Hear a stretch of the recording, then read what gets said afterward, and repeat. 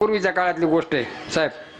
General स्टोअरची दुकान आहे आपल्याकडंच. आता काय काय ठिकाणी आपली भारतीय संस्कृती नाही, पाश्चात्य देशामध्ये गण लावणं, कुठं देवपूजा असलं काहीच नाही. मग हे जनरल स्टोअरचं दुकान घेऊन गेलं दुसऱ्या देशामध्ये.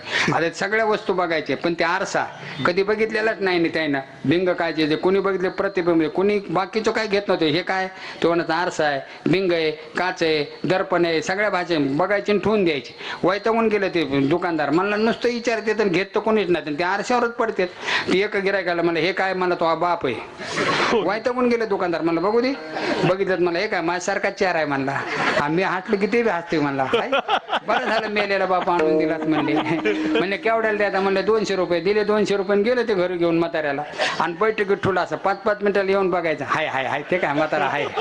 आता त्याची बायको म्हणली कधीच नाही ना, आता नेहमी बैठकीत काय जातात, काय भानगडे म्हणले. आणि म्हणून ते बाहेर गेल्यावर तिनं नजर चुकीनं आली ना, असं बघितलं हिचं तोंड दिसलं आरशात. ती म्हणली आता रांडाने बिघाडाय म्हणली. आणि महाराज जेव्हा दगड घातला त्या कात आहोत तिथं रांडही नाही, बापही नाही, काहीच नाही.